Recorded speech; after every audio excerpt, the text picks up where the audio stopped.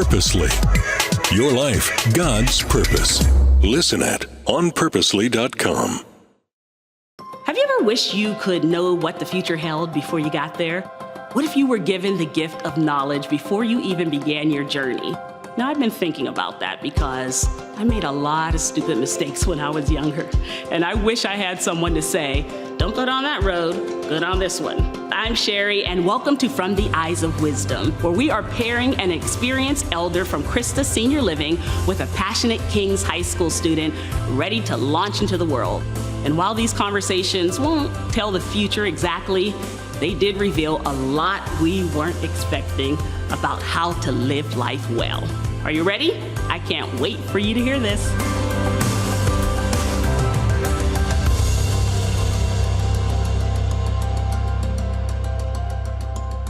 Time for our next episode, and oh gosh, I hope you guys have been being blessed so far because this has been amazing. Now we have Bob here and Ben. So Bob was a pastor for how long? Well, I started in 1965. Okay. You gonna make me do math, Bob?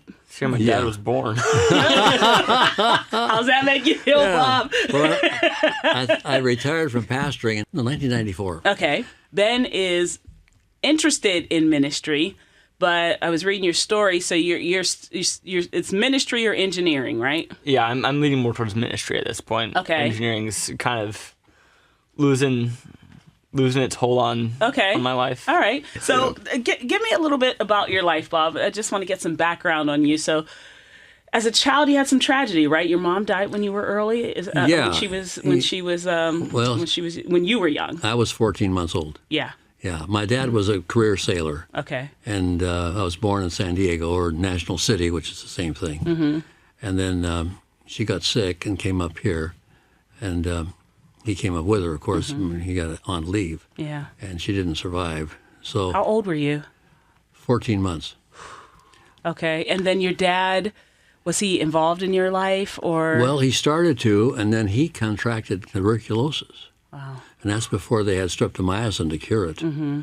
So I didn't see him. Well, I think he came up there a few times, and then he was in a sanitarium down in the southern part of the nation. So raised by your... I was raised by my aunt, a widowed aunt, who was taking care of my grandmother. Mm-hmm. And so my grandmother didn't speak English. She spoke Norwegian. Oh, wow. Yeah. Well, Paul's was a little Norway, you know. Mm-hmm. Or, wow. well, maybe it's a little Sweden to some people. Uh-huh. Yeah. So this is what was interesting about your story when I was going through it. I thought, to have that kind of tragedy when you're young, and still when you were a child, and you would say even into maybe junior high, you were active in the church. The church was a kind of...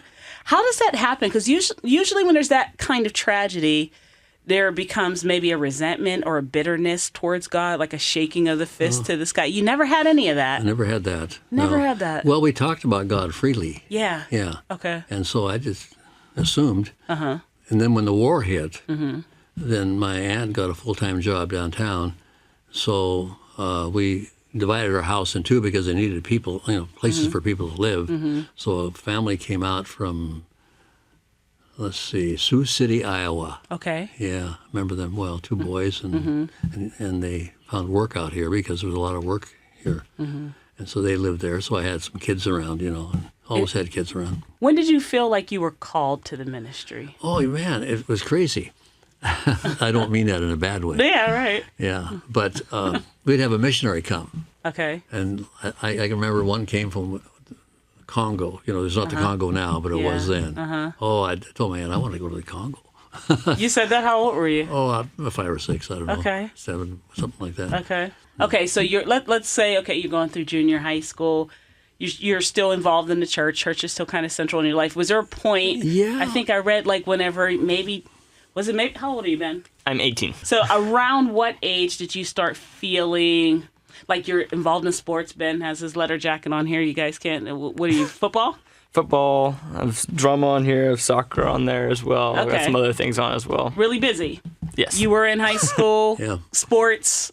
Busy. Started pulling you from the church a little bit. A little bit, Okay. yeah, but not bad. But I'd always go, but I'd sit in the back with the rest of the gang. Yeah. You know how it is. Yeah. We did a lot of things together as our kids. We had a great youth group over there. Really did.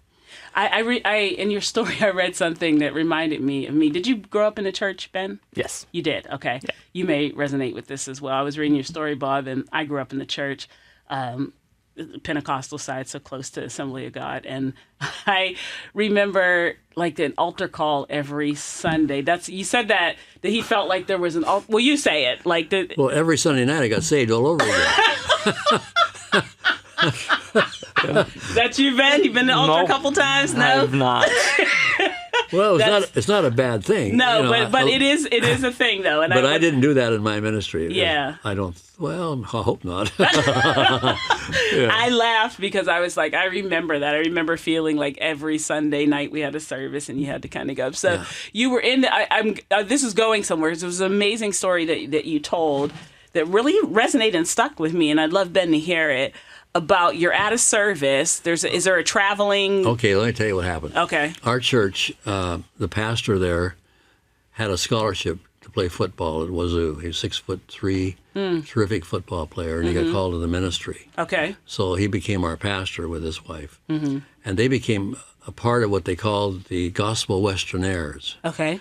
Reuben Corpy and his wife were musicians. Singing group. Well, he was in town at the church preaching. And so I thought I'd slip by, and I had my Letterman sweater on. Yeah, he had his letter. Okay, now, how old were you?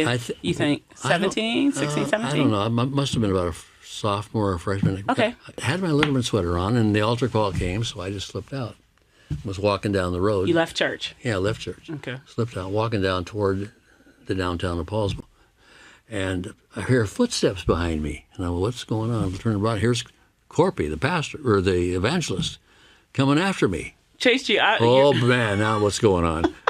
But all he did was he said, hey, when you're playing basketball and you try to make a shot and you miss it, you go sit down. I said, no, you don't do that. You either try to get the rebound or you get it and pass it to somebody else or something. You're still in the game. And that's the way it is in your Christian walk.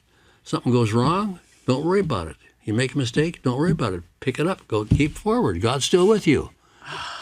That turned me around. Love that. Man, you got that? Yes. Oh, when I heard that, I was that. like, I love that. You don't just sit down. Analogy. What do you think about that? Tell me what you think. It's a great analogy. Just the idea of just continuing to go up. We're gonna fail all the time. We're humans. We're flawed. We're gonna mess up constantly. But it's what happens after we mess up that counts. It's what we do afterward. Whether we get back and stand up ready to go at it again. Or if we just stay on the ground and cry out for help. Yeah. I love that. So, Bob, that turned your life around. It did. Okay. It did. So you became a little more active and... Yeah, and more involved in the youth group and et cetera. And so I really felt called. Yeah. I really felt I was going to be in some kind of ministry. Okay, so then you go to Bible college, So I right? went to Bible college. It was just a small college then. Northwest was just a little college. Northwest... It was called Bible College then. Okay. Now it's a university, of course. Okay. And were you going there with the idea of becoming a pastor? Absolutely. Okay, so Ben, when you say ministry, are you thinking pastor? Yes, You are I am. Senior pastor, youth pastor? I think I'd probably start out being a youth pastor and then from there go on. Okay.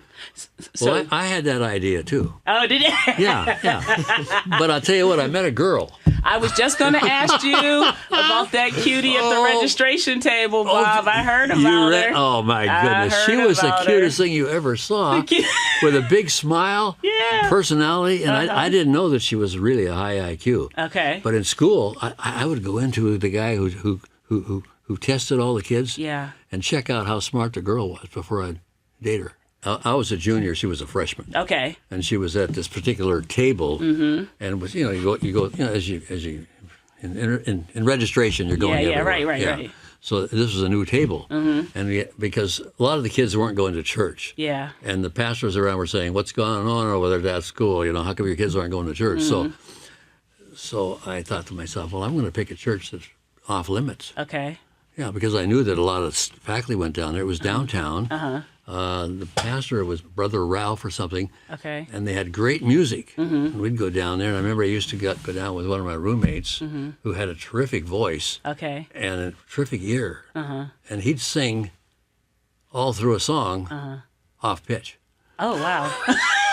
I can't do I was that. going to say, I'm not that that actually good. takes some talent. Yeah, that takes some talent to be able to do anyway, that. so I picked out that, and she said, "You can't go there; it's off limits." So we had our first argument, Oh, right there. and at I the was having fun with it. registration table. I was Yeah. having fun with it. So I let it go, and I did my thing because I wouldn't be going to the local churches anyway because I was on gospel teams. I Right. played trumpet at that time and did various Play things. trumpet. Okay. And I don't do it anymore; it's gone. Okay, so you're there. What was the beautiful girl at the registrations table's name? Ramona. What I read was Ramona went after you guys had like the first date, maybe? It was the first date. First date, she said, "Oh, no, that's my husband." No, she did it this way. Okay. By such and such a date, we'll be going steady. By such and such a date, we'll be engaged, and by such and such a date, we'll be married. Ah, And I didn't know this. right. I didn't know I was pegged. I thought I was rescuing her for all the other boys. No, yeah, she knew what you wanted. So let me ask you this, just real quick before we go down to ministry.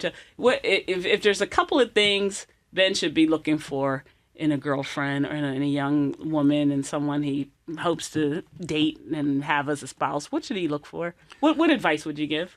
I would say they have to love people. And she loved people. Yeah. And you'll discover that you are different in a lot of ways. I'm a morning person. She's an evening person. So I remember in our first pastorate, somebody would come in and she'd be counseling and talking to them until 1 or 2 in the morning, and I'm trying to sleep. Yeah. But she loved people. She loved people. She Yeah. did. I think that's crucial. So he's looking for someone who loves people. Yeah. What else? Loves Jesus. Loves Jesus. Yeah, I think, you got to get serious on that one. Yeah, it's not a show. It's got to be real. It's got to be real. Got to be real. Yeah. She had it. That's With her, good. it was real. To know that the person not just kind of show Yeah. loves Jesus or that kind of cool thing, Yeah. but Yeah. really loves Jesus. So- How so- will you know, Bob? How they treat people. How they treat people who are a little not quite with it. How about they treat them? Yeah. Okay. All right. Yeah, that's You got good. that, Ben? Yes. All right. Good. We'll good. revisit in a couple years and see what he picked up. Okay. So you're with your girlfriend, right? And then it begins to progress, and you go to her father. So you asked him, "Hey, I'd like to marry your daughter." Yeah. Okay. Were you already? Because I know that you got your first call or letter from a church to pastor before you graduated. Oh, this is crazy. I didn't know what I was going to do when I graduated. Okay. Yeah. Well, you I thought pastor. I'd be a youth pastor. I really did. Okay. Yeah. All right. I did. Yeah. What happens, Ben, if you skip youth pastoring and straight, like Bob did here, straight to the senior? Answer the call. Yeah? Just feel like if God opens that door. Figure out where God's leading me. You and got to then- go to the right church, though. Okay. This first church was the right church for the, you? The Winthrop Church loved getting kids right out of school and teaching them how to be pastors. Tell me about, you get the letter, okay, I'm going to do it. I think the dean was like, not before you graduate, buddy, right? No, they wanted me to candidate the night of baccalaureate or the day of baccalaureate. Oh, He man. said, "You're not going. Yeah. Give me that letter." Yeah. I had a new date to candidate. But to come to find out, they got my name from a former pastor when I was in junior high in Paulsbo. I had this pastor. Yeah. And he moved and started a church in Twisp, Okay. which is the town below there. And he had a sister-in-law and their family in our church up Yeah. there. Yeah. And he remembered me. Well, I win contests and I would this and he'd stop and pick me up because we had a bus that would go out in the hills and pick kids up. And he's the one that said, "Hey, think about what do you think about him. Bob?" Yeah. Wow. Okay, so you decide to answer that, the candidate for that. But before, I thought it was interesting that your father-in-law, then to be your future father-in-law, did he tell you to get married before you took the job? Well, Ramona went to him and said, "What should we do? Should we get married before we graduate or before his senior year, her sophomore year?" And he said, if you go into the ministry and you're just married, you're adjusting to two things. Okay. You're And- adjusting to new church and to church. marriage. Yeah, no church, and you never pastored before. You got all of Right, that kind of okay. stuff to go. And in those days, you had Sunday morning service, Sunday night service, Wednesday night service, and you'd you didn't have a string of sermons to go back to either. Right. You know, it's just, So he said, get married before you take the job, and you did. yeah. Okay, so now you're in that church, First Church. Tell Ben what you expect in a First Church. Well, we didn't know what to expect, Yeah. but we discovered that the people were really great, and they provide. You know, I averaged $22.50 a week. Okay, now let's turn to Ben now. How's that sound for a salary? Well, $1 was a lot more than. Yeah. Yeah. So Yep, what are you there's that. thinking? I know that God's going to provide all that I need. Mm-hmm. So I'm going to have to trust in the fact that I might not have it, all the money all the time. Right. I may not even be living off much money that I'm getting from myself. Mm-hmm. But I have to know and trust the fact that God's going to have to provide for that. Okay. And you saw God's provision, right? Oh, absolutely. I mean, the people. Well, for example, our car, the motor went out in our car. What do we do now? Mm-hmm. And we had gone to a meeting where a fellow named McLaughlin was speaking, Assembly of God, and I don't remember the sermon, but I remember he saying, "You're just before getting it." You know what I mean? Yeah, You're yeah, just before getting the it. blessing is there. You're Yeah. just going to be coming. All of a sudden, we go down to the post office, and there's a check for $200. It bought me a new motor. Just before getting it. just you before. went, wow, That was okay. amazing. What are you most thankful for over your time in ministry? That God put up with me. Yeah. Used the talents I had, the abilities I had, helped me grow, because you have to grow. You have to go to things, yeah. The people, great people. Great To the people. different churches. Great people, yeah. Before I go to the next church and some things that you did, can you tell him the story about the funeral and the blizzard? Oh, yeah, the first funeral. First, this was your first. It wasn't a blizzard yet. It wasn't, It was okay. snow, but you couldn't get the hearse in far enough to the grave. And the snow was coming down, so they opened the back of the hearse, and I stood there, and my wife was, and a lady in the church played the Accordion. accordion, yeah. So she and my wife sang a little bit, and I preached Out in the snow. out in the snow, cleaning off my Bible, and gave them the whole. Yeah, yeah. Kit and Caboodle gave it to him. Yeah. Okay. Yeah, I had an audience, captive audience, right? He's not going anywhere. You're right. Okay. So you're at that first church. I think you go to another church, and then you, at some point, you end up at a church, and it's, I don't know how to pronounce it, Spokane. Yeah, Spokane. Spokane. Spokane. Oh, yeah. Okay. So you end up there. It was a home missions church. The guy before me had started it, Okay. and so I picked it up after that. Is this where Night Walk happened? That's where Night Walk All right. was. Listen to this, Ben. Night Walk. I was a member of Night Walk. It's a program where we would, of ministers of all denominations, and we would hit the streets at night alone. I carried with me a roll of quarters in case I had to In case it went down. protect myself. Yeah, I forget. But But I would talk to people on the streets. I would go into the nightclubs yeah. and there, and the Ridpath Roof was the fanciest one. I'd get Okay. up there and wherever, and I'd go into taverns and Well, sit what were down. you doing? Were you just Sit topping there, talk with to people. Yeah, yeah. And if someone got a little rough in a tavern, they'd say, "Hey, leave, be good," you know. So Okay, Bob. because I wore a turnaround collar, Okay. and we had Catholic priests, and everybody was in that, and it was a great thing. Ben, you it's hard to comprehend at 18, but that is part of the ministry. Yep. So a lot of times in our social media era, in our just media overall era, the picture of ministry and pastoring is kind of shiny in its presentation, right? Like you have your skinny mic on, Yep. you have your little, skinny jeans on sometimes, depending on who you are, right? And it's oh gosh, guys, don't take this the wrong way, but it can be performance based. Yeah. Right? And so what really struck me with your story, Bob, the actual griminess of ministry. What do you think ministry is? When you say, I want to be in ministry, what do you think that entails? I want to reach out to people and show them that God loves them even though they don't love God. Mm-hmm. And that there is a better life if you choose to live it. A life that is full of joy, full of goodness, full of peace, full of life. Yeah. Okay. You don't have to be perfect. Yeah. No. Was that odd during that time for you to be the person to be hitting the streets? No, Wasn't. no, I loved it. You loved it I loved it. Yeah, I did. because your heart was just for. And I would go into the clubs too, Yeah. and it was nice there. No, I heard that like some musicians came over to the church and was yeah. swinging a little bit. And the interesting thing was that they'd come in and they didn't know you weren't supposed to sit on the front row because Right. nobody goes to the front row. You know? Fine, come on down. They'd walk right down the aisle and sit in the front row. Yeah. Okay. That's it. When I was listening to the story, Bob, it felt so exciting, even though obviously, rolls of quarters, people with guns, pimps, all that notwithstanding, it's exciting in a Book of Acts kind of way. Yeah. Yeah. Where like there's just this life of the Holy Spirit that's happening, and people are coming in people are being converted, and you're seeing it. That had to be exciting at that time. Yeah, I'd also go to the emergency wards Okay. and sit there.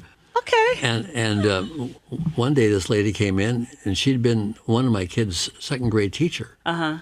And there was something really serious with her daughter had happened, and she was concerned and all kinds of stuff, and able to comfort her. Mm-hmm. And, yeah. The reason why I love this, again, Ben, and I'd love to get your thoughts on this. This is not the picture of ministry and pastor that I think that we have right now. But that, to me personally, for whatever my opinion is worth, is actual ministry. Yes. Because it's the thing people don't see, right? So now we have, people preaching on TikTok, people preaching on Instagram. All of it's wonderful, fantastic. I'm glad they're doing it. But that, in the emergency room, at the tavern, where the pimps are, that's the real stuff, because nobody's going to see that work, but that work has to be done for what you said, right? Yep. I want people to know that God loves them even if they don't love him right now, right? Yeah. Was there that time where you're like, I don't want to do this anymore? Never. I would like for you to, I'm going to give you this card. That's you, Ben. Okay. Okay. Thank you. Ben, leaning towards ministry. Okay. Good, yeah. What is the one piece of advice you would give him, not just for ministry, but for life? He's going to have that card. He's going to have that card when he takes his first pastorate job. He's going to have that card when he takes his 8th pastorate job. He's going to remember Bob said this. What is the one piece of advice you would give him to write down and take with him? I would say just trust God. Just trust God. He's got you there. He knows your name. And he knows what he wants to do through you. And he'll do it if you let him. Yeah. You don't have to have all the answers. Don't be afraid to ask other people for help. And prepare yourself in advance For ministry. Be prepared. And if you like, well, of course, I would recommend Northwest University anytime, That's one of the ones I've been looking at. Look at that. Yeah. Well, my son went there, and he's been with Young Life for 30-some years. Wow. And I remember he called me. He was graduating. He had 2 interviews. One, the guy said, well, we want you to run our school, too. Well, his mom was a school teacher. Yeah. He knew nothing about that. Right. And then the other guy asks him, what do you do to reach the kids in the community? He says, well, we don't want you to worry about the kids in the community. We want you to take care of our kids. Well, that didn't sit too well because he had done his internship with Young Life. Yeah. And it was a split thing because he was on the basketball team and, Yeah. that's how it goes. So he calls and I said, well, Kai, it's really important that the first person you're with is the right person. So don't just go to anything. Yeah. So he went to Young Life, and for 3 years he had to work and support himself to prove he could do it. Wow. And he's been with him ever since. He was area director and regional director. But I'm sure taking your advice, Yeah, trust yeah, God. God's yeah. got the plan. All the way. He put you there. Yeah. He has the plan. Thank you so Yeah. much. Bob, thank you for your wealth of information. Yes. I Pleasure. honor your life Pleasure. and all that you have done. And Pleasure. Ben, hopefully this has been helpful for you. And that kind of gives you some more information about where you feel like God's leading Oh you. yeah. She's a preacher's kid. Oh, yes, I am. Love that. PK, they call him. Born and raised, baby. Thank you all for joining us, and hope you enjoyed this episode. We have more coming for you, where we'll be talking to some people who have had a life well lived and just imparting wisdom to those who are beginning their journey. Thank you so much for joining us.